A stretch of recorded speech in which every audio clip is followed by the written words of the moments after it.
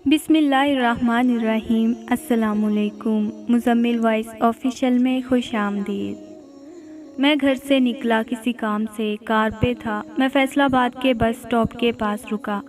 मेरी नज़र चंद लोगों पे पड़ी जो पुराने से कपड़े पहने हुए, बुरा हाल, बदहाल से। शक्ल से यूँ लग रहा था जैसे न जाने कितने दर्द लिए जी रहे हों। बाल बिखरे, फटे कपड़े, नंगे पाँव। इतने में एक भिखारी मेरी कार के दरवाजे को खटखटाने लगा। मैं उस शख्स के चेहरे की जानिब देख रहा था। वो मुझे पैसों के लिए इशारा कर रहा था। देखने में बिल्कुल ठीक था, लेकिन फिर भी मेरे दिल में रहम पैदा हुआ। अल्लाह से भी डर लग रहा था। मैं अगर आज कार में हूँ तो अल्लाह की रहमत है। शीशा नीचे किया, बड़ी मासूम सी शक्ल बनाकर बोला, साहब जी बहुत मजबूर हूँ, कुछ मदद कर दें। मैं भिखारी नहीं हूँ, बस हालात ने बना दिया है। जैसे उसकी आंखों में आंसू आ गए हों। साहब जी, अल्लाह आपको मज़ीद कामयाबी दे, अल्लाह आपको खुश रखे, मौला आपको दुनिया की हर खुशी दे। इस लाचार गरीब की मदद कर दें। साहब जी बहुत मजबूर हूँ। मैं भी जज्बाती हो गया। 100 का नोट उसे थमा दिया। वो दुआ देते हुए चला गया। मैंने एक होटल में मीटिंग के लिए जाना था। मेरे शूज़ पॉलिश नहीं थे, शूज़ कुछ गंदे से थे। अचानक मेरी नज़र पड़ी एक बहुत प्यारा सा लड़का सड़क के किनारे धूप में बैठा, जूते पॉलिश और मुरम्मत कर रहा था। पास ही उसने कुछ किताबें रखी हुई थीं, शायद पढ़ाई भी करता था। मैं जल्दी से उसके पास गया। मैंने कहा, जल्दी से जूते तो पॉलिश कर दें। उस लड़के ने जल्दी से मेरे जूते उतारे, पॉलिश करने लगा।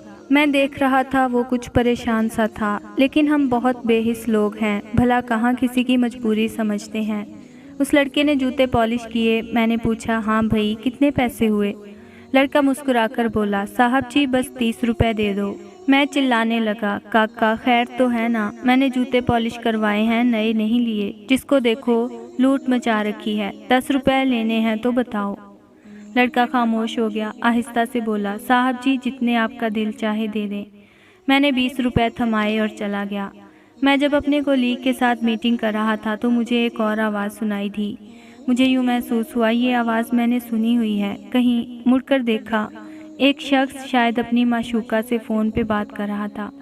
अरे मेरी जान, हुक्म तो करो, सोने की अंगूठी क्या, हार भी दे दूँ। फिक्र ना कर, कल मैं आता हूँ, फिर चलते हैं कहीं घूमने। मुझे तजस्सुस हुआ, ये है कौन? इतने में उसके पास एक और आदमी आकर बैठा। उनमें बातचीत शुरू हुई। एक शख्स बोला, हाँ भाई, कितने की दिहाड़ी लगी है? फ़ोन पे बात करने वाला शख्स बोला, जनाब पूरे 3000 की लगी है। ये लें 1000 रुपया आपका और 2000 मेरा।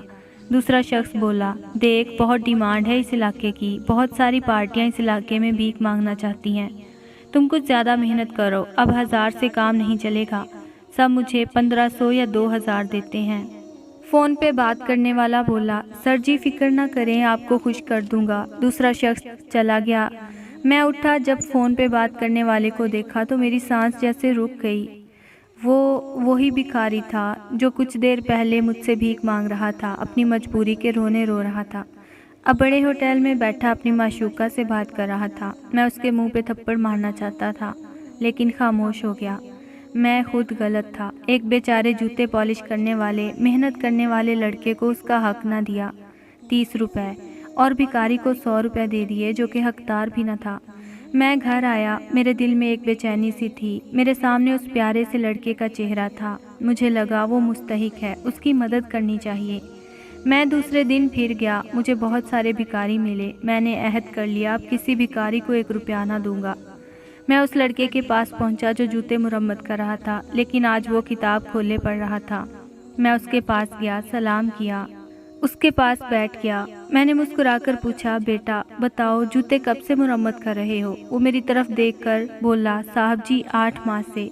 मैंने वजह पूछी। कहने लगा, मेरे अब्बा फौत हो गए हैं, 1 साल हुआ है। मैं यूनिवर्सिटी में पढ़ता भी हूँ। मैं 5 बहनों का अकेला भाई हूँ। पहले अब्बा यहाँ बैठते थे, अब मैं वही काम करता हूँ। मैंने पूछा, कितने कमा लेते हो दिन में? साहब जी कभी 100, कभी 150 और कभी कुछ भी नहीं।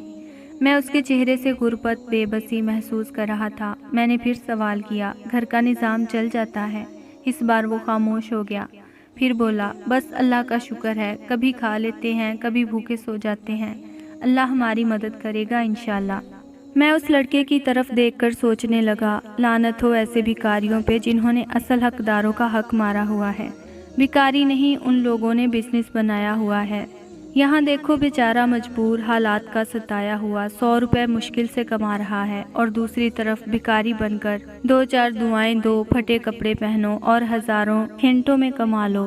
خیر میں نے جیب سے 10,000 روپے نکالے، اس لڑکے کو دیے، وہ نہیں لے رہا تھا، بہت مشکل سے اسے دیے۔ میں گھر آ گیا، میں نے ایک مٹی کا غلہ لیا اور عہد کیا اس میں ہر روز 5 روپے ڈالا کروں گا، اور جب بھر جائے تو کسی مستحق کو دے دوں گا، لیکن کسی بھکاری کے روپ میں لعنتی کو نہیں دوں گا۔ خیر 5 ماہ بعد میرا دوبارہ اس جگہ سے گزر ہوا، یہاں وہ لڑکا جوتے پالش کرتا تھا۔ میں دیکھ کر حیران ہو گیا، اس لڑکے نے فروٹ کی ایک چھوٹی سی دکان بنا لی ہوئی تھی، وہ اسی جگہ پہ ایک چھوٹی سی دکان نما ڈھالے میں بیٹھا ہوا تھا۔ میں مسکرانے لگا، اس کے پاس گیا، وہ مجھے دیکھتے ہی پہچان گیا، جلدی سے دکان سے باہر مجھے جھک کر سلام کیا، مسکرا رہا تھا۔ میں نے تعریف کی، ماشاءاللہ اللہ نے کرم فرمایا ہے۔ وہ بہت خوش تھا۔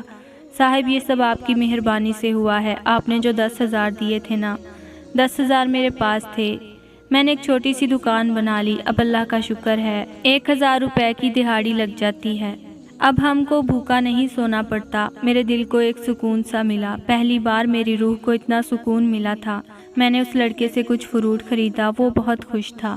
میں کار میں بیٹھا سوچ میں گم ہو گیا، جنت اس بھکاری کو بھیک دینے سے نہیں ملتی، اللہ ایسے کسی بے بس کی مدد کرنے سے خوش ہوتا ہے۔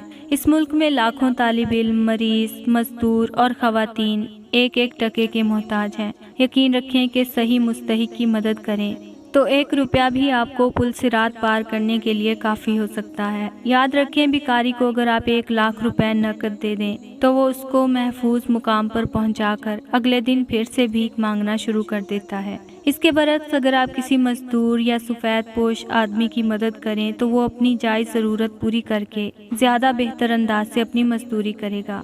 آئیں آج سے سب مل کر عہد کریں، بھکاری کو دینے کی بجائے مستحق تک اس کا حق پہنچائیں۔ اللہ ہمارا مددگار ہو، آمین۔